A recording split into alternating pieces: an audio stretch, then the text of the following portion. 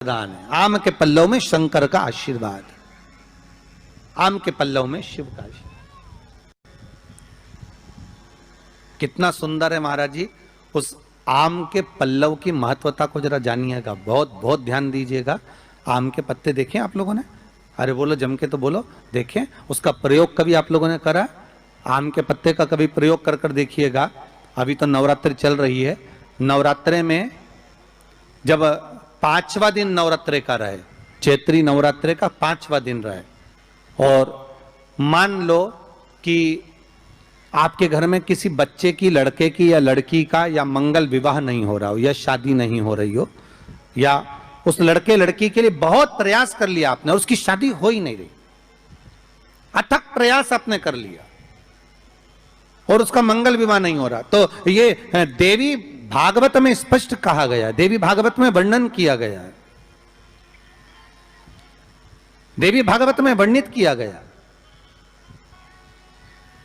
और देवी भागवत में कहा गया कि आम का जो पत्ते होते हैं, आम का जो पत्ता होता है, आम का जो पल्लव होता है, उस आम के पत्ते पर हल्दी और सिंदूर,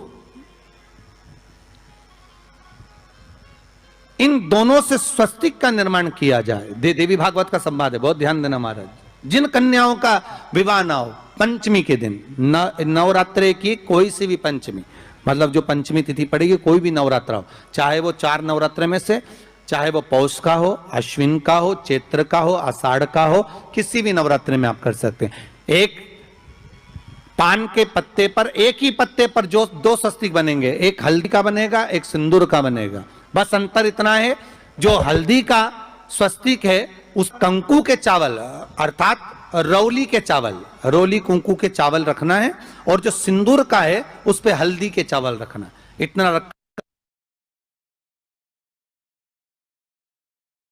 जिस लड़का लड़की का विवाह नहीं होता, उसकी हथेली पर रखकर उसका नाम और गोत्र बोलकर महाराज उसको ले जाकर नीम के पेड़ के नीचे उसको रख दिया जाता है।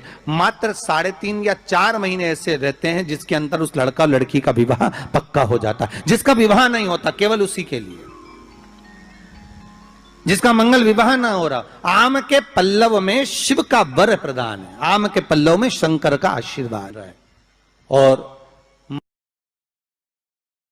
11 आम के जो पत्ते जिसमें कच्चे सूत से लपेटकर 11 बार उसका भाग, जब उसको लपेट लोगे इस तरह से इकट्ठा करके, आगे का जो भाग है 11 बार कच्चा सूत लपेटने के बाद जो भाग पीछे का आगे का कोई भी हो, उसको शहद में डुबाकर शिव जी को समर्पित कर दो। किस जगह पर रखना है? अशोक सुंदरी वाली जगह। अशोक सुंदरी की जगह जानते हो आप लोग?